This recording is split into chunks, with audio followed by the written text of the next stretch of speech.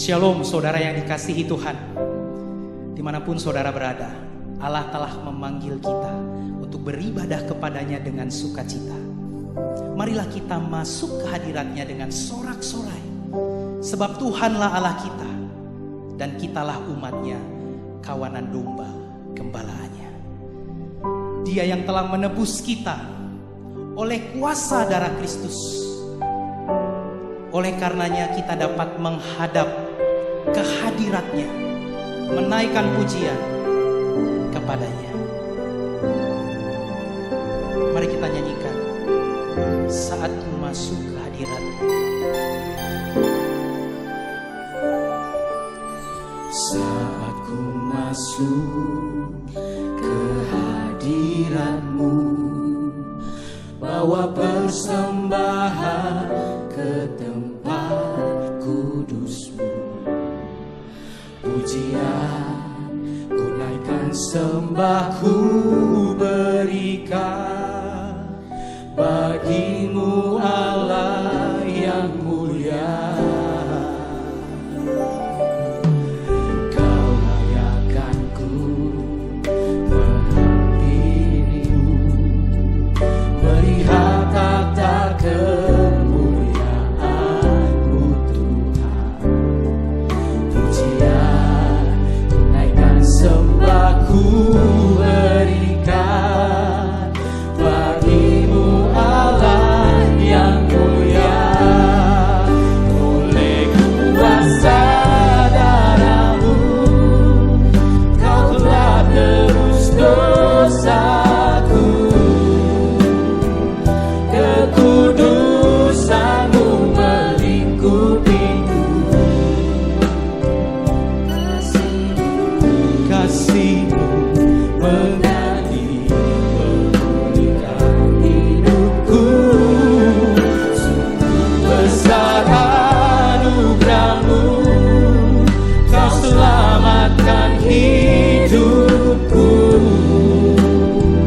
Ku menjadi ciptaan yang baru oleh kuasa darah-Mu. Mari Bapak Ibu Saudara, katakan saat ku masuk hadirat-Mu. Saat ku masuk ke hadirat-Mu, bawa persembahan ke tempat kudus. Pujian Ku naikkan, sembah ku berikan bagimu Allah yang mulia. Kau layakkan ku Menghampirimu, melihat tata kemuliaan-Mu Tuhan. Pujian ku naikkan, sembah ku berikan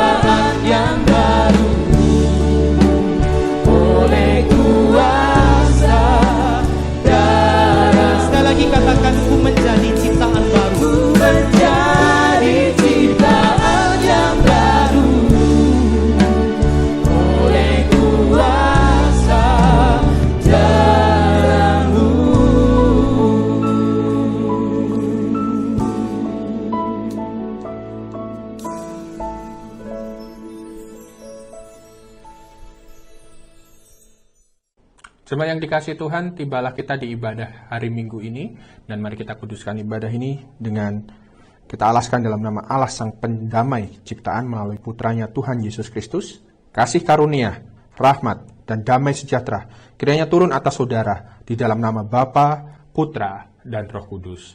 Amin.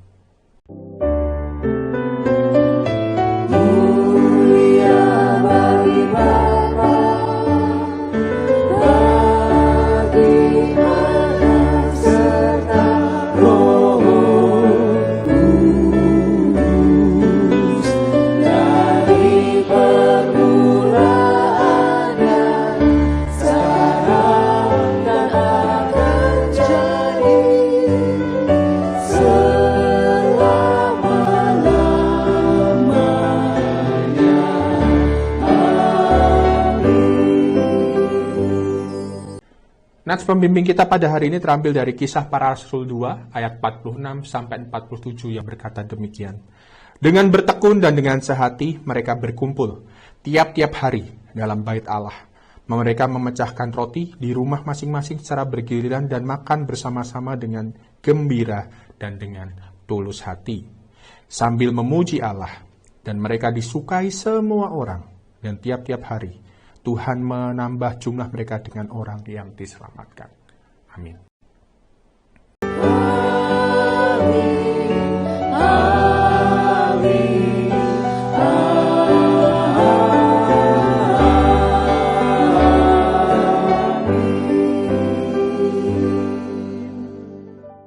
Tahukah saudara, langit menceritakan kemuliaan Allah dan cakrawala memuliakan pekerjaan tangannya.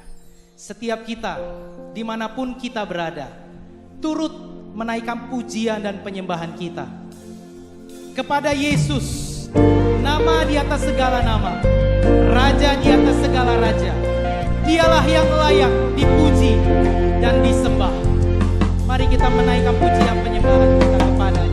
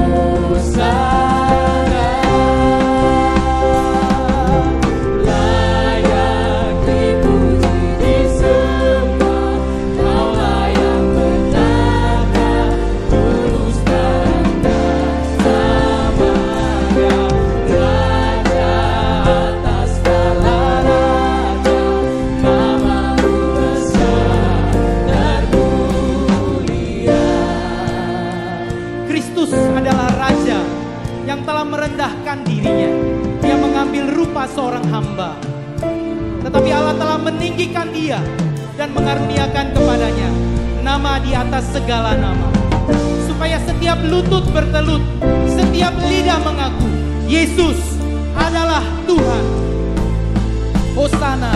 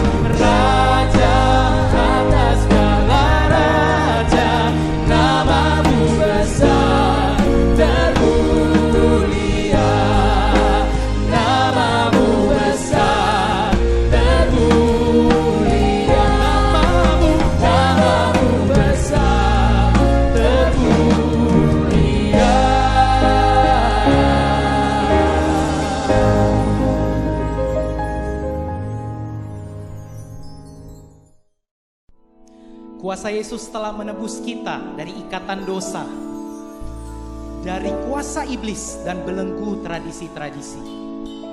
Firman Allah katakan, jika Allah di pihak kita, siapakah yang dapat melawan kita? Sungguh, kita lebih dari pemenang.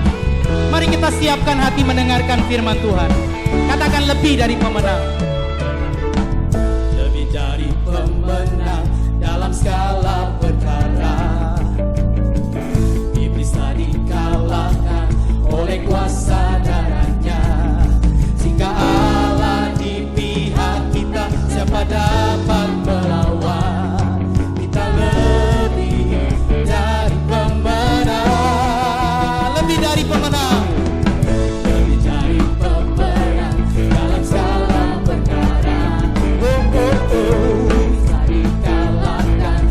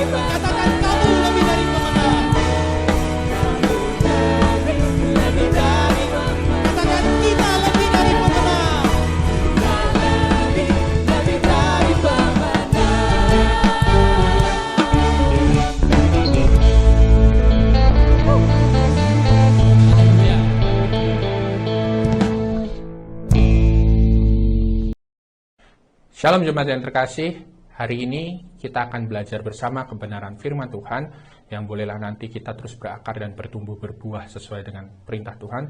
Tapi sebelumnya, mari kita berdoa bersama. Mari kita berdoa. Di dalam nama Tuhan Yesus kami mengucap syukur untuk kesempatan kami boleh beribadah bersama. Meskipun lewat online, kami mengucap syukur boleh merayakan hari ini sebagai hari kami boleh bersyukur, bersekutu bersama untuk boleh beribadat kepada Tuhan. Kami bersyukur atas semuanya itu. Dan kalau sebentar kami masuk ke dalam perenungan kebenaran firman Tuhan, kiranya Tuhanlah yang boleh membuat hati kami ini terbuka, sehingga hati kami ini boleh menjadi hati yang seperti tanah yang siap ditanami Tuhan. Yang kemudian biji itu, kebenaran firman-Mu, boleh berakar, bertumbuh, dan berbuah menjadi seturut kehendak Tuhan. Layakan kami Tuhan. Kami berdoa untuk hamba-Mu yang terbatas ini, Tuhan pakai, dan kiranya kemuliaan hanya untuk nama Tuhan semata.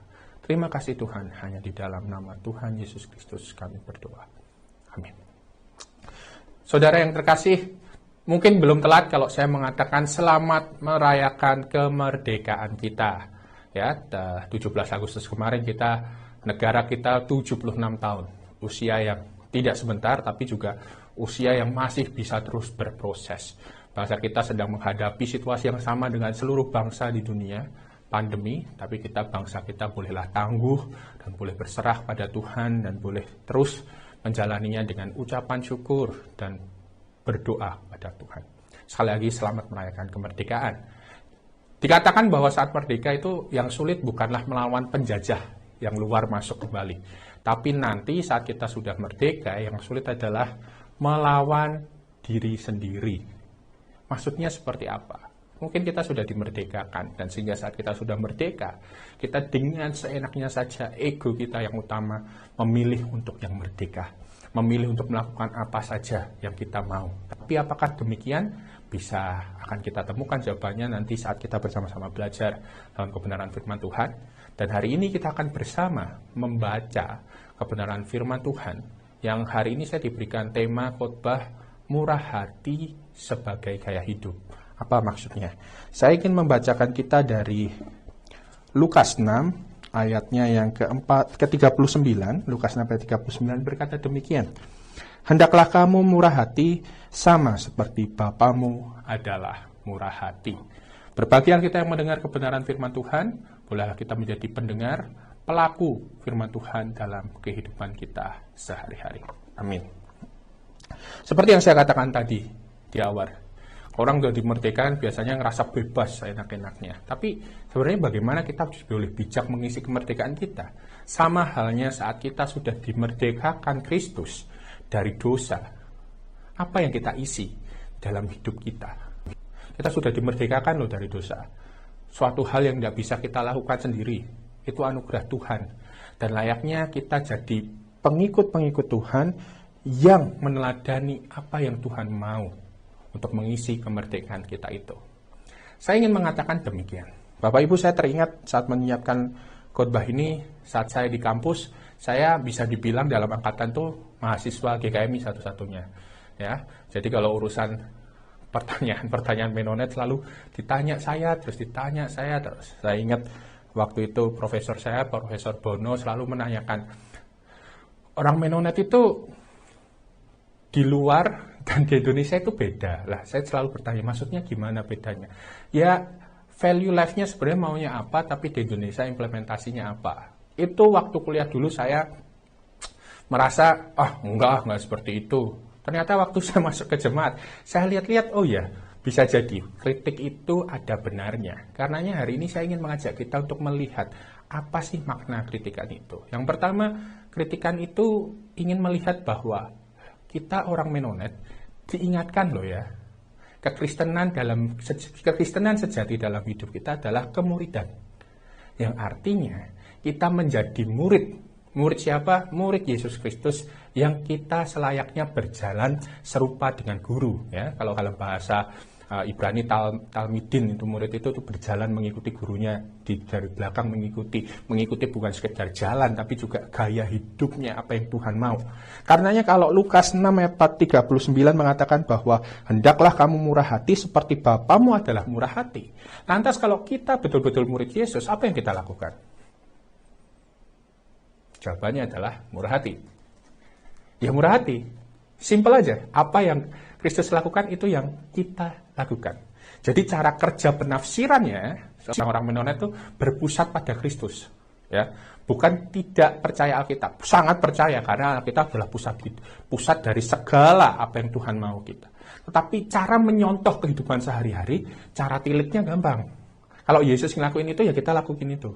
Itu simpelnya. Jadi sebenarnya kritik dari profesor, saya ingin mengingatkan, sejatinya siapapun murid Kristus, orang Kristen, mau aliran apa aja itu ya berpusatnya sama Kristus. Makanya saya di-challenge, ditanya gitu sama beliau. Ya. Mungkin saat-saat kuliah dulu saya sempat jadi kayak, kok aku terus, ya iyalah, anak GKMI-nya cuma sendiri gitu. Nanti lulus juga biasanya sendiri. Pelayanan makin sendiri, karena masuk gereja nggak mudah terkadang teman-teman GKMI, tapi semoga saja semua pelayanan yang sedang kuliah-kuliah di sana kita doakan sama-sama supaya panggilannya tetap baik. Nah, balik lagi saya kepada berpusat pada Kristus. Artinya pandangan kita selayaknya menilik pada telos, tujuan hidup kita, samentari kita, yaitu Kristus. Mudah nggak? Nggak mudah. Kenapa saya bilang nggak mudah? Ya realita zaman. Masa-masa pandemi gini, yang semua butuhnya buat saya dulu, saya bisa murah hati. Tetapi maksudnya ini saya mau coba kita ajak gali ya. Kalau dalam Lukas 6 ayat 36 dikatakan, hendaklah kamu murah hati, sama seperti Bapamu adalah murah hati. Kalau bahasa Indonesia sehari-harinya itu mau ngomong gini, hendaklah kalian berbelas kasihan. Seperti Bapamu juga berbelas kasihan. Murah hati dan berbelas kasihan tuh kadang ada orang yang menanggapinya beda makna. Murah hati itu apa-apa harus dikasih. Berbelas kasihan tidak harus memberikan apa yang kita miliki, tapi kadang juga bisa sesuatu yang masuk ke dalam info yang masuk kita follow up. Kita mau apain? Kalau kita ada info saudara kita ada yang kesusahan, berbelas kasihan kita follow up. Kalau kita nggak punya, kita tanya teman kita, ini ada gini, ada bisa dibantu apa? Itu berbelas kasihan. Kadang resource-nya nggak dari kita, tapi dari info atau dari komunitas atau dari mana juga bisa.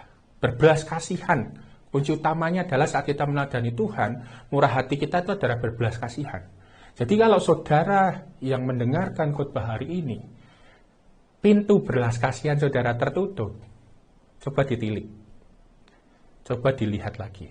Apakah Yesus masih jadi yang utama yang kau ikuti di dunia ini? Saudara, tidak mudah punya belas kasih saat kita belum damai sama diri sendiri. Kenapa saya bawa hal ini ya? Karena kalau diri kita belum merasakan damai anugerah dari Allah, diri kita nggak penuh dengan damai diri sendiri, gimana kita bisa damai keluar, peduli dengan orang lain. Saya berdoa saat ini, di situasi yang tidak mudah di hidup saudara, saya rindu. Mari kita bukan lebih jauh dari Kristus, tapi makin dekat dengan Kristus.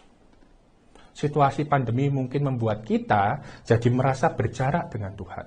Tetapi saya mau katakan, saat kita merasa berjarak dengan Tuhan, artinya sebenarnya kita sadar kita punya relasi. Bersyukur Anda masih punya relasi. Bukan menutup bahwa Tuhan tidak berfungsi dalam hidup kita. Banyak orang yang ditekan dengan badai hidup dunia akhirnya memutuskan untuk tidak lagi mengikut Tuhan karena mereka tidak segera melihat perbaikan hidupnya. Saya berdoa supaya ini tidak terjadi dengan saudara yang sedang melihat hal ini.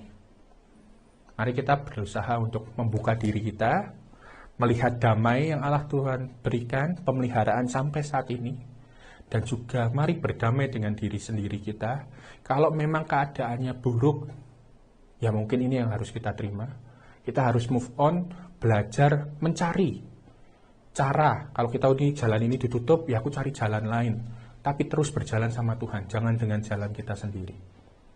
Nanti bisa terpleset, akhirnya kita undur dari hadapan Allah. Saudaraku, mari kita rayakan bagaimana Tuhan memelihara hidup kita ini, sehingga belas kasih dalam hidup kita ini tidak menjadi sirna karena hanya berpusat pada diri kita sendiri. Kenapa saya katakan demikian? Roma 8 ayat 9 berkata, tetapi kamu tidak hidup dalam daging, melainkan dalam roh. Jika memang roh Allah diam di dalam kamu, tetapi jika orang tidak memiliki roh Kristus, ia bukan milik Kristus. Saat kita hidup di dunia, hidup dalam kedagingan kita seringkali berpikir tentang diri sendiri, merasa tentang diri sendiri, dan bertindak tentang diri sendiri. Jadi pusatnya siapa? Diri sendiri. Ini yang seringkali mengacau balaukan belas kasihan kita. Self-pity kalau bahasanya sekarang. Mengasihani diri sendiri gitu. Wah, aku aja kayak gini, gimana aku nolong orang lain? Padahal kita itu sebenarnya terus-menerus diperbaharui untuk disempurnakan. Tidak saja dari diri sendiri, tapi juga dari komunitas orang lain.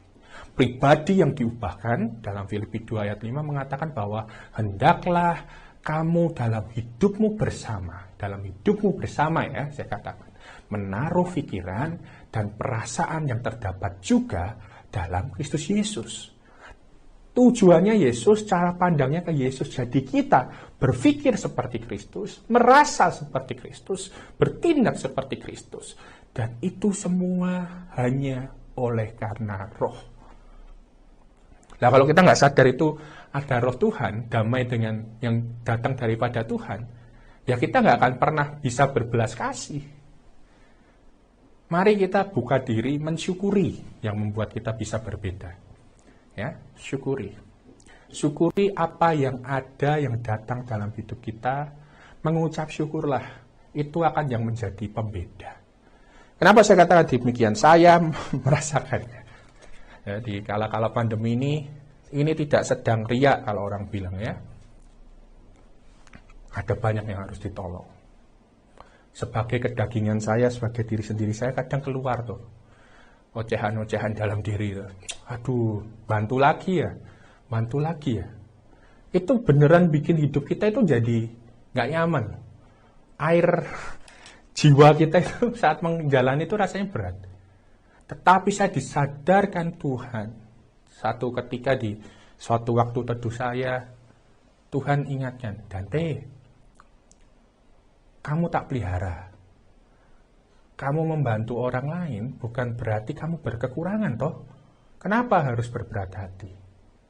Toh orang lain juga membantu hidupmu. Kenapa kamu harus bermuram diri? Wah, malam itu saya benar-benar merasakan hal yang numinus. Kayak seakan Tuhan itu benar-benar menegur saya. Dan saya katakan di connect, jadi ini bukan sekarang, beberapa waktu lalu, di connect bahwa ucapan syukur itu yang mengubahkan kita untuk berbelas kasih. Serius. Lah nanti kalau kurang, ngapain takut kalau kurang? Ini yang jadi masalahnya. Kita takut kurang karena kita hidup sendiri. Tuhan kita loh yang pelihara burung, Tuhan ciptaan. Bahkan orang-orang yang gak percaya dia pun Tuhan juga masih bisa pelihara.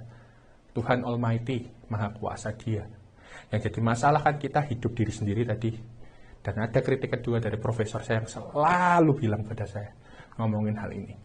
Gereja itu harusnya semakin besar tuh semakin kecil. Kalau gereja Mennonite di tempatmu gimana? Saya kayak ditanya gitu dulu, saya bingung. Maksudnya gimana Pak semakin kecil? Hidupnya komunitas-komunitas enggak? Karena kalau gereja Mennonite itu harusnya hidupnya komunitas, based on community. Waktu berjalannya waktu, saya melihat bahwa itu sebenarnya yang mau diteladani orang Mennonite saat membaca firman Tuhan. Hidup dalam jemaat mula-mula seperti itu, yang kelompok-kelompok saling membantu, saling memperhatikan. Dan mereka menjadikan komunitas menjadi pusat kehidupan mereka. Bukan tentang diri mereka sendiri. Ya Bapak Ibu dan Saudara, ini nih, kritiknya wow banget sih. Nanyain itu ke saya waktu itu. Baru saya cermat-cermati, oh bener ya. Masalah dari gereja, masalah dari persekutuan orang percaya sekarang adalah imannya itu iman untuk personal, bukan iman komunal. Jadi semua tentang saya, bukan semua tentang sesama kita. Padahal Tuhan menjelaskan ya, kasihlah sesamamu manusia seperti dirimu sendiri. Diri kita damai, kita bisa damai dengan sesama kita, mengasihi mereka. Bahkan di kehidupan kekristenan mula-mula ya, saya bacakan di sini ada Aristides ya waktu itu di zaman kekaisaran Romawi Hardian, dia bersaksi bisa bilang gini, bahwa orang Kristen itu mengasihi satu sama lain. Mereka tidak pernah terlewat untuk membantu janda-janda. Mereka menyelamatkan kehidupan anak yatim piatu dari siapapun yang berusaha menyakiti mereka. Jika mereka memiliki sesuatu, mereka tidak segan untuk berbagi kepada mereka yang tidak memiliki apapun. Jika mereka melihat orang asing, mereka akan memberikan mereka tumpangan. Dan mereka berbahagia melakukannya seakan seperti saudara sendiri. Mereka tidak berpikir ulang untuk bertindak seperti keluarga. Namun bukan sekedar keluarga biasa, tetapi keluarga dalam spirit, yaitu di dalam Tuhan. Itu kesaksian seorang yang pernah hidup. Artinya orang Kristen gaya hidupnya nyata, disaksikan oleh Aristides saat itu. Tetapi juga sebenarnya saat kita punya gaya hidup yang memperhatikan satu sama lain, berbelas kasihan, salah satunya dengan murah hati, itu adalah responsibel kita, tanggung jawab kita. Jadi kita ini adalah murid yang berjalan, tujuannya adalah mengikut Tuhan, dan juga punya tanggung jawab sebagai murid, yaitu adalah hidup dalam berkomunitas. Hidup berkomunitas. Lagu Iman Injili yang diputar di ibadah minggu pertama yang Pak Febri waktu khotbah, itu jadi juga salah satu narasi besar orang Menonet kenapa bisa murah hati. Ya karena pengen tafsirannya adalah mengikut Kristus. Apa yang dikatakan di firman Tuhan Alkitab ini yang mereka lakukan. Makanya kesaksian Aristides itu juga sama. Yang lapar diberi makan, yang telanjang diberi sandang, yang sakit dikunjungi, yang telanjang di pakaian, yang di penjara ditengok. Artinya, siapapun yang punya pergumulan hidup, kita berusaha menjawab pergumulan itu dan mencoba menjawab segalanya apa yang ada di dunia ini. Karena kita dipanggil untuk menemukan jawaban di dunia ini. Kisah Para Rasul 2 ayat 46-47 saya bacakan untuk saudara sekalian. Ya, dikatakan dengan tadi, ini nas pembimbing kita, dengan bertekun dan dengan sehati mereka berkumpul. Tiap-tiap hari dalam bait Allah, mereka memecahkan roti di rumah masing-masing, secara bergilir dan makan bersama-sama, dengan gembira dan dengan tulus hati, sambil memuji Allah. Dan mereka disukai semua orang, dan tiap-tiap hari Tuhan menambah jumlah mereka dengan orang yang diselamatkan. Saudara, ini menarik. Kenapa saya tergerak? Nas pembimbing kita diambil dari sini supaya kita tergerak juga melakukan hal ini. Ya. Jemaat mula-mula hidup dalam kelompok. Ini kritik tadi. Gereja yang semakin besar harus semakin kecil. Makanya ada penatua, ada diaken, ada penelik jemaat membantu untuk bisa efektif menolong mereka. Dan saat mereka menolong satu sama lain, lihat, mereka makan bersama-sama dengan gembira dan dengan tulus hati. Bukankah itu tadi yang sedang saya ungkapkan? Saya memberi tidak dengan murah hati, tulus hati mungkin, dan tidak bergembira, makanya berat hidupnya. Tetapi saat dengan itu dilakukan dengan murah hati dan tulus hati, lihat, sambil memuji Allah, apa yang terjadi? Mereka disukai semua orang. Artinya kalau disukai semua orang, mau bangun relasi, artinya itulah kesempatan untuk bersaksi mengenalkan siapa Tuhan kita. Dan ini dituliskan juga. Dan mereka disukai semua orang, dan tiap-tiap hari Tuhan menambah jumlah mereka dengan orang yang diselamatkan. Amin. Haleluya. Gereja sekarang terus pengen menyelamatkan jiwa. Betul, tidak salah. Tapi terkadang mungkin belum menjawab apa yang dibutuhkan dunia. Kritik ini juga menjadi sebuah refleksi kita bersama bergereja di gereja ini. Ya, waktu merenungkan ini seakan kayak pedangnya dua. Saya merasa juga ditebas-tebas. Dikritik juga. Gereja yang semakin besar haruslah semakin kecil. Gereja bukan masalah selera, khotbahnya pakai baju apa, khotbahnya bunganya apa, khotbahnya lightingnya apa, khotbahnya yang khotbah siapa, khotbahnya musiknya mau direkam mau langsung. Gereja ya, penyembahan ada dimensi itu. Tetapi jangan lupa, gereja bukan masalah ke dalam saja. Gereja tentang keseimbangan kita juga menjawab pertanyaan-pertanyaan dunia. Jadi jangan panik buying untuk penuh tentang diri kita, tapi juga kita give kepada sesama, ke keluarnya. Nah, gimana cara kita bisa menolong keluar gitu? Lah, akan sulit kalau hanya pendetanya saja, akan sulit kalau diaken atau penatuannya saja, bidang diakonianya saja bergerak. Ya caranya bagaimana? Inilah kritik tadi. Profesor saya mengkritik, tapi sebenarnya juga ingin memuji, melihatkan pada murid-murid di kelas itu bahwa apa yang dilakukan jemaat Mennonite adalah cara paling efektif untuk menjawab dan juga bersaksi. Dengan gereja yang semakin besar harus semakin kecil, kelompoknya semakin kecil, maka perhatian kita bisa semakin fokus. Maka cara menolong kita bisa semakin efektif. Maksudnya bagaimana? Anggaplah ini sebuah negara, Bapak Ibu. Kalau semua rakyatnya harus mengadu ke Pak Jokowi, harus mengadu kepada Bu Risma yang sebagai Kementerian Sosial, susah nggak? Tetapi bagaimana jika mereka bisa mengadu ke RT, mengadu ke RW? Lebih cepat nggak? Lebih cepat. Artinya lebih besar, lebih kecil itu adalah dengan kita juga membuat kelompok-kelompok orang percaya ini diikut sertakan dalam pelayanan dan diikut sertakan juga dalam penginjilan. Kita ada connect, bersyukur. Saya bersyukur sekali ada connect. Dengan itu, dengan bisa cepat, kalau anggota connect kita ada sesuatu, kita bisa follow up cepat. Kalau anggota connect kita tahu ada yang butuh, ada yang perlu dijenguk, ada yang sakit, ada kesusahan, sakit hati, ada yang perlu konseling, kita bisa bertindak cepat. Apa harus pendetanya semua, apa harus diaken atau leadernya semua? Nggak harus. Inilah luar biasanya jemaat-jemaat Mennonite membaca kitab suci dan dilakukan begitu saja. Mereka hadir sebagai pemimpin-pemimpin awam juga. Dan kita layak untuk membangun pemimpin-pemimpin awam di konek-konek kita. Jadi bukan itu aja yang melayani, tapi terus menumbuhkan dan menciptakan orang yang melayani Tuhan lagi dalam hidupnya. Bapak Ibu, apa tidak indah jika murah hati bisa menjadi gaya hidup kita, yang kemudian tiap orang akan tahu dan tiap orang akan mengerti tentang siapa Tuhan kita, karena Tuhan hidup di dalam hidup kita. Saya berdoa kiranya kita bisa menjadi anak-anak Tuhan yang membawa damai. Dikatakan dalam Matius 5 ayat 9 bahwa berbahagialah orang yang membawa damai di antara manusia. Allah akan mengaku mereka sebagai anak-anaknya. Itu dalam bahasa Indonesia sehari-hari. Jadi saat kita membawa damai di antara manusia, Allah akan mengaku mereka sebagai anak-anaknya. Saudara, Allah hidup dilihat orang lewat hidup kita. Saat kita betul-betul melihat siapa yang kita teladani sebagai murid. Orang dalam komunitas bisa diperdamaikan karena kita hadir di dalam kehidupan komunitas. Bukan berpusat pada diri sendiri karena kita pribadi yang sudah diubahkan.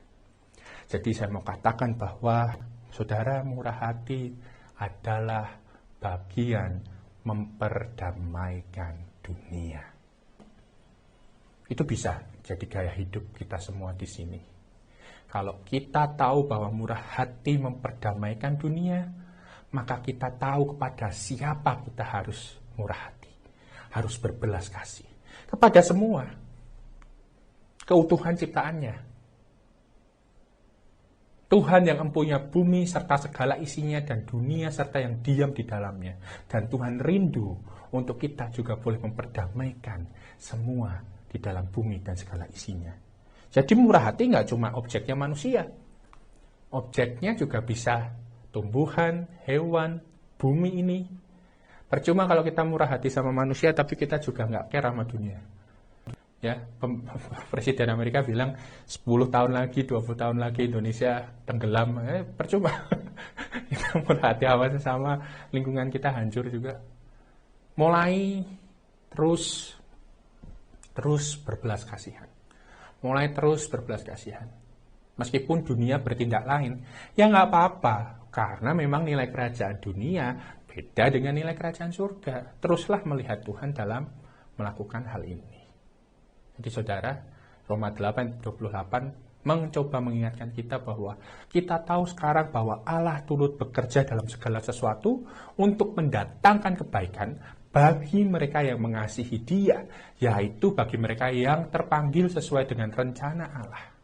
Sebab semua orang yang dipilihnya dari semula, mereka juga ditentukannya dari semula untuk menjadi serupa dengan gambaran anaknya. Kita diciptakan Tuhan dengan amat sangat baik loh. Artinya kita juga mampu menjadi pribadi yang serupa dengan Kristus yang mengasihi dunia ini. Sekali lagi syaratnya gimana? Melihat Tuhan.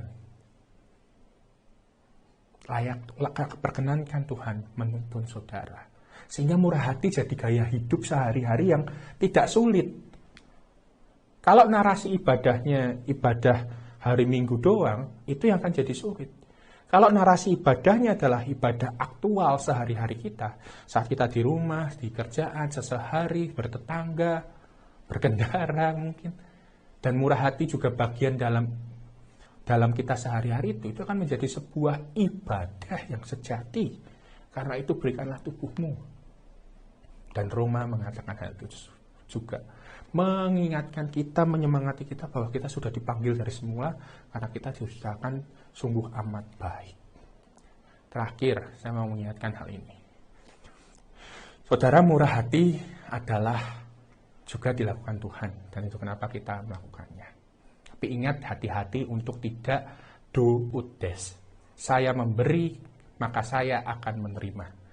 Iman kita itu bukan iman yang transaksional. Saya memberi ini, maka saya nanti akan dapat ini. Tidak. Kita loh udah dapat anugerah dari Tuhan, diselamatkan dari dosa, itu sudah lebih daripada cukup.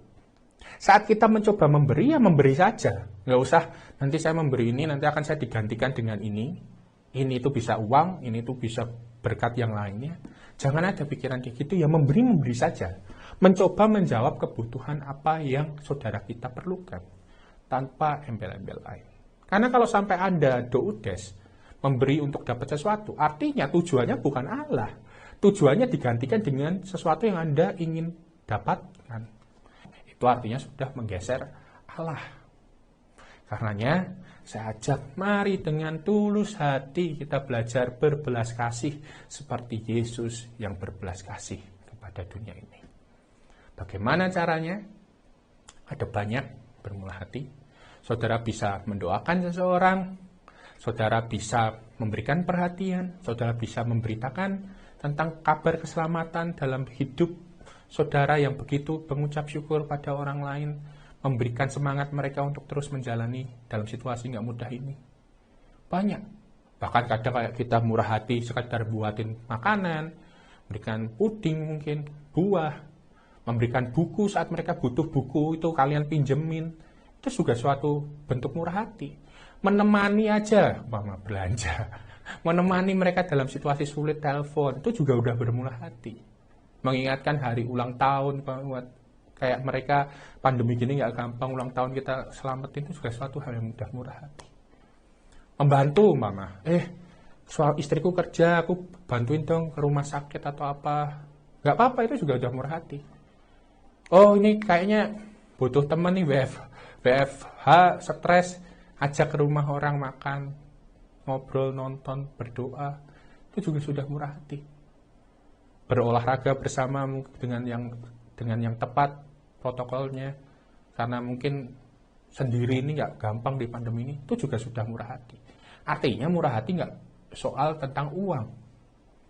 Saudara punya banyak modal untuk bermurah hati. Dan nanti saat kita membangun relasi seperti tadi jemaat di Kisah Para Rasul, orang itu akan suka mulai bangun relasi. Kalau udah jadi gaya hidup kan enak kita ngelakuin ya. Dan saat mereka tahu kenal relasi, maka mereka nggak tahu suatu waktu Roh Kudus bisa mengubahkan hatinya untuk percaya kepada Tuhan. Dan kita bukanlah yang mengubah mereka, itu Roh Kudus yang mengubah mereka. Kita mungkin hanya bisa jadi yang pertama mulai, atau di tengah-tengah nambahin, di akhir yang membuat mereka jadi tergerak untuk menerima Tuhan. Bisa banyak hal. Tapi yang saya mau maksudkan adalah murah hati bisa dengan banyak hal, bisa kapanpun, dan perannya harus dilakukan dengan tulus hati. Bisa nggak? Bisa. Berdoa. Minta berdoa pada Tuhan untuk menguatkan saudara mampu melakukan hal ini. Ya. mulai punya gaya hidup ya, bahwa cukup adalah cukup, enough is enough. Nah, punya lebih, kalau memang saatnya bisa dibantu orang lain, kita bantu. Kalau kalian punya tenaga, punya waktu lebih, volunteer, mari kita bisa bantu juga. Itu juga murah hati. Donasi, itu juga murah hati. Dan terakhir saya mau menutup sebuah khotbah ini dengan sebuah cerita, kesaksian nyata. Sudah tahu beberapa bulan ini khotbah dan ibadah dari sebuah ruangan, saat teduh semua dari ruangan yang seperti ini. Ini ruangan apa? Ini ruangan yang sebenarnya dipersembahkan oleh seorang jemaat kita yang sudah berpulang ke rumah Bapa, yaitu Ibu Katinem.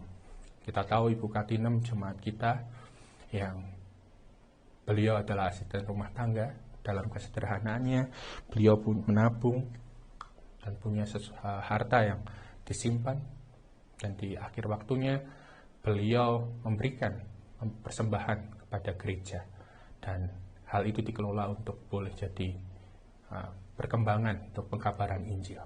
Dan gereja berpikir bahwa pengkabaran Injil ke depan juga bagian dari media ujung tombaknya, sehingga kita berusaha untuk mempersiapkan diri sebaik mungkin masuk ke dalam dunia media.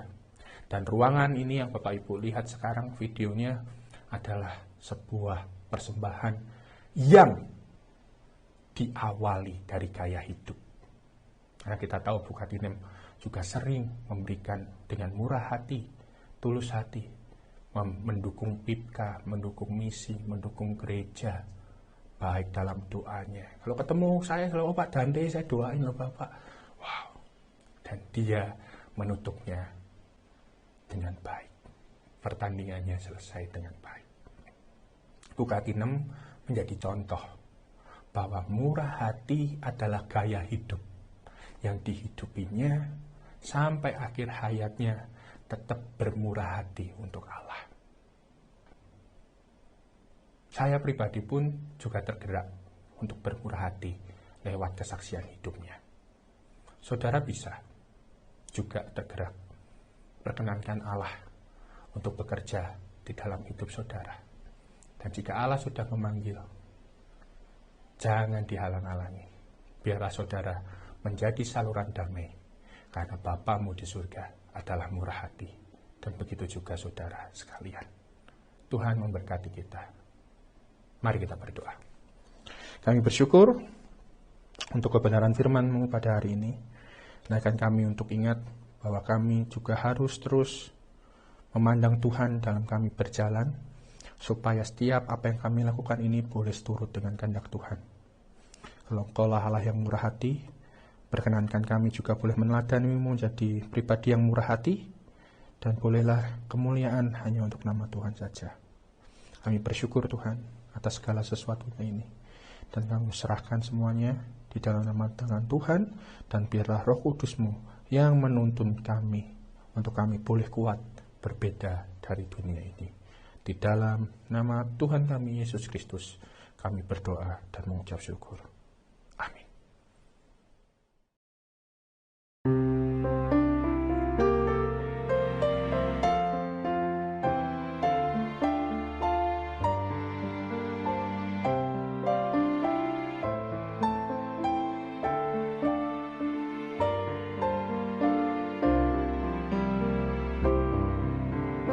Lord, we are gathered, united in faith, one in our worship, one in our praise, reaching for purpose in this time and place, waiting for courage to follow your way.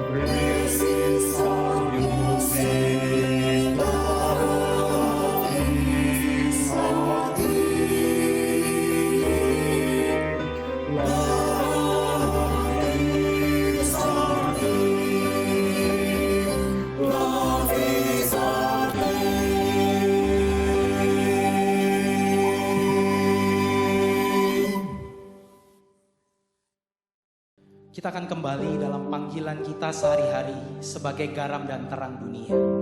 Marilah kita menjadikan Tuhan kita satu-satunya yang kita andalkan, yang kita percayai. Dialah sumber kekuatan kita. Dialah pengharapan kita. Dialah kedamaian yang sejati.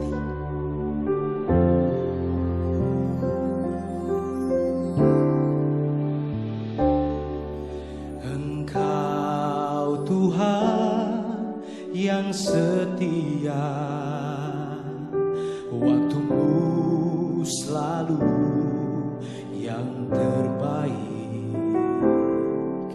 Engkau Tuhan sandaranku, dan ku hanya kan berharap padamu.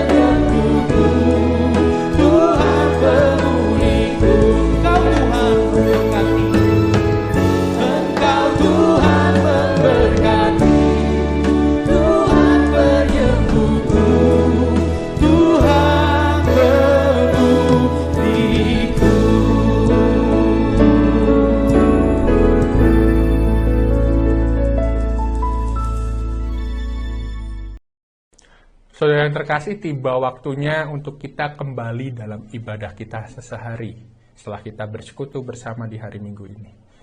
Mari kita berdoa menaikkan syafaat kita sebelum mengakhirinya. Tuhan, kami bersyukur untuk boleh bersekutu bersama dengan saudara-saudara kami dari rumah kami masing-masing. Itu semua karena anugerah Tuhan. Dan layakkan kami Tuhan untuk terus terpanggil melayani dengan murah hati lewat kehidupan kami sehari. Tuhan, kami rindu berdoa, berbelas kasihan pada saudara-saudara kami dan situasi yang ada sekitar kami ini dengan menaikkan pokok doa syafaat kami. Kami berdoa untuk jemaat kami yang sakit dan sedang dalam masa pengobatan. Bapak Fitrus, Bapak Wiwi Herliawan, Ibu Debbie, Ibu Inewati, Ibu Marta Bingsarah, Bapak Sutikno, Ibu Yang kiranya Tuhan Yesus menyembuhkan dan memberikan hati yang gembira di masa-masa pengobatan mereka. Berdoa bagi prosesan pembangunan pastori di GKMI Siantan, Kalimantan Barat yang di Maijing, kiranya dapat terselenggara dengan baik sehingga menunjang pelayanan di sana. Berdoa kiranya Tuhan Yesus memberikan kita kesempatan untuk juga boleh berbelas kasih mengambil turut bagian dalam mendukung pelayanan pembangunan tersebut. Kami mendoakan juga untuk sinode yang akan bersidang. Kami berdoa kiranya Tuhan mampukan kami menjadi living community, sebuah komunitas yang benar-benar hidup untuk dapat diwujudkan dalam aksi nyata pelayanan di GKMI. Kami berdoa juga Tuhan bagi bangsa kami. Kami berdoa kiranya pemulihan ekonomi di masa-masa pandemi dan juga kesehatan semua orang yang mungkin sedang berjuang dalam pandemi ini, serta tenaga kerja, kesehatan yang terus berjuang di garda terdepan. Tuhan yang bungkus, Tuhan yang kuatkan. Berdoa kiranya hikmat bijaksana Tuhan menolong pemerintahan kami dalam memutuskan kebijakan. Kami mengucap syukur. Itu tadi adalah doa-doa kami. Dan ucapan syukur kami ingin kami satukan Tuhan dalam doa ini. Bahwa Engkau Allah yang hidup. Bahwa Engkau Allah yang dahsyat. Bahwa Engkau Allah yang memelihara. Bahwa Engkau Allah yang memberikan kami jalan. Dan memberikan kami kekuatan untuk kami boleh terus berjalan, bersekutu di dunia ini. Dan terlebih boleh Tuhan pakai jadi garam dan terang di dunia ini. Terima kasih Tuhan, terima kasih Tuhan. Itulah doa-doa kami yang kami nyatakan dan kami naikkan di dalam Tuhan kami, Yesus Kristus. Amin.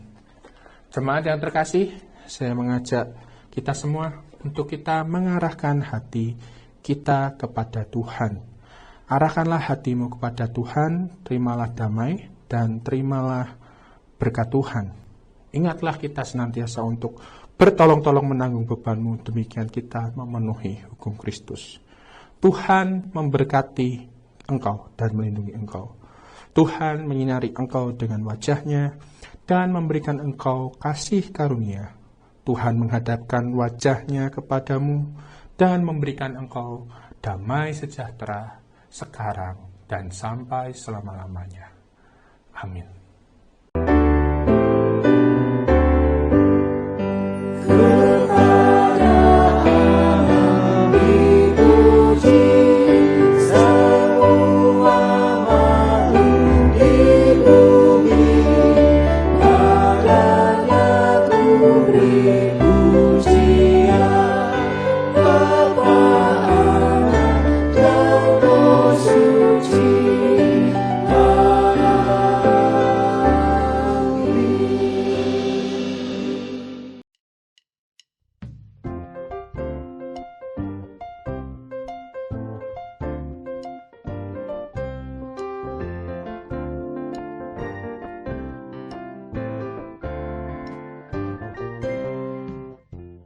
Shalom jemaat yang terkasih, berikut adalah Warta Jemaat GKMI Anugerah 22 Agustus 2021. Sehubungan dengan diperpanjangnya pemberlakuan pembatasan kegiatan masyarakat mikro dan masih tingginya penyebaran pandemi COVID-19 di daerah Jakarta dan sekitarnya, maka Majelis Jemaat GKMI Anugerah memutuskan ibadah onsite ditiadakan selama bulan Agustus 2021. Jemaat dihimbau untuk mengikuti ibadah online setiap hari Minggu pukul 8 waktu Indonesia Barat. Untuk ibadah onsite akan diinfokan kembali. Berikut adalah tema-tema ibadah bulan Agustus 2021.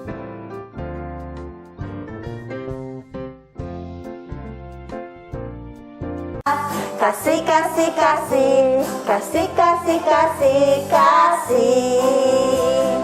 Kasih itu sabar, tidak suka marah-marah. Anugerah Kids, jangan lupa hari ini jam 10 pagi via YouTube. Anugerah Teens, yuk ikut persekutuan Minggu jam 10 pagi via Zoom. Bagi jemaat yang punya beban atau pergumulan dan rindu untuk didoakan, tim hamba Tuhan dan Majelis Jemaat GKMI Anugerah siap membantu dalam pelayanan doa dan konseling. Silakan menghubungi kami melalui hotline gereja. GKMI Anugerah mengundang Bapak Ibu semua untuk mengikuti persekutuan doa melalui Zoom yang diadakan setiap hari Sabtu pukul 9 hingga 10 pagi. Mari kita semua mengajak keluarga untuk bersyafaat dan menikmati hadirat Tuhan. Bapak Ibu, mari kita juga berdoa. Yang pertama, kita berdoa bagi jemaat yang sakit dan sedang dalam masa pengobatan. Kita berdoa untuk Bapak Fitrus, Bapak Wiwi Herliawan, Ibu Inawati, Ibu Marta BS, Bapak Suktikno, dan Ibu Yangni. Kita berdoa kiranya Tuhan Yesus menyembuhkan dan memberikan hati yang gembira menjalani masa-masa pengobatan. Kedua, kita berdoa bagi proses pembangunan pastori GKMI Siantan yang di Mat Kijing, kiranya dapat terselesaikan dengan baik sehingga menunjang pelayanan di sana. Berdoa kiranya Tuhan Yesus memberikan kita kesempatan untuk turut ambil bagian mendukung pembangunan tersebut. Ketiga, doakan untuk tema sidang Sinode A Living Community kiranya dapat diwujudkan dalam aksi nyata pelayanan GGKMI. Yang terakhir, mari bersama-sama kita berdoa untuk segenap seluruh bangsa Indonesia, khususnya upaya pemulihan ekonomi dalam masa-masa pandemi seperti saat ini. Kiranya hikmat bijaksana dari Tuhan menolong pemerintah dalam memutuskan kebijakan. Segenap tim hamba Tuhan dan majelis mengucapkan selamat hari Minggu. Tuhan Yesus memberkati kita semua.